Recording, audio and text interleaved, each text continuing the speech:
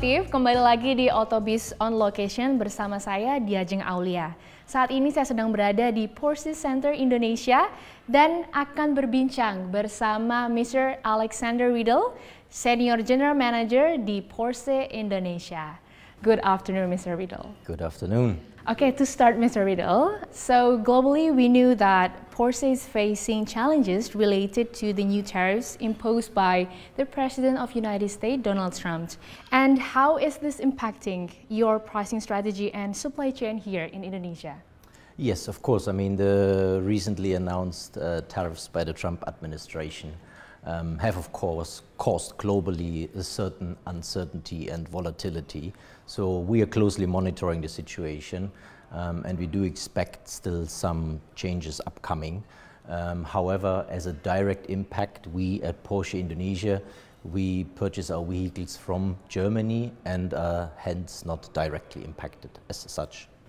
Okay, so given the ongoing global between US and China trade war and rising protectionism, how is Porsche Indonesia preparing to manage potential increases in import costs? Yes, so we have already striven for very sustainable and long-term business. So we have invested into our presence here in Indonesia over the last years. So we are very confident that we can steer through these uncertain times right now. Our clear main focus is there to really foster on the customer experience, seamless ownership experience. These are our focus points on where we're focusing on.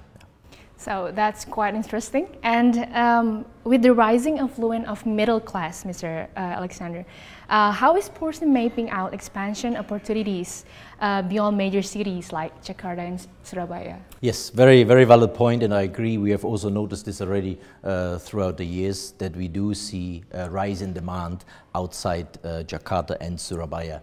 So hence, over the last years, we already engaged with the communities, for example, in Semarang, Bandung, Bali, where we hosted events and gatherings with the community, and we're further planning on enhancing those in the future. Additionally, also worth noting is that our Porsche destination charging network, we have expanded outside of Jakarta and Surabaya with locations in Bandung, Semarang, and Bali. So is there any ambitious or specific ambition to dominate certain market segment? Yes, so our aim is clearly to be benchmarking the luxury sports segment. This is something clearly what we aim for and strive for.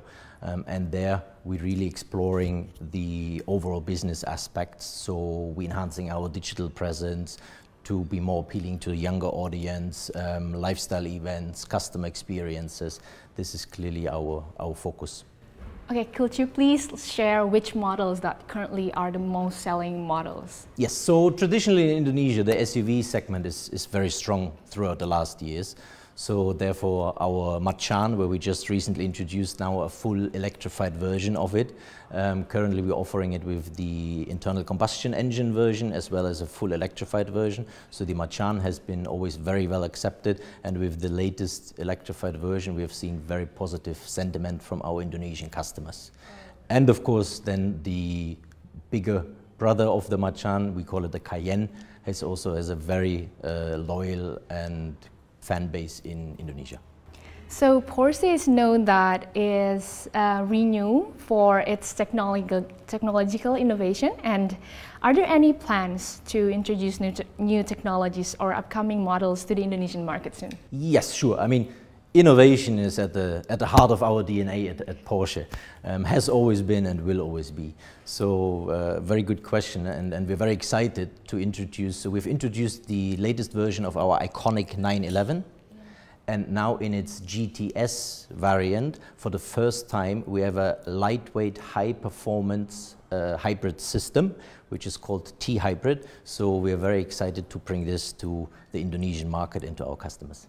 So, as we know that consummate is very important for especially Porsche Indonesia, and how is the after-sale service is critical in the luxury segment? Yes, so the after-sales service and the experience we provide is crucial for us.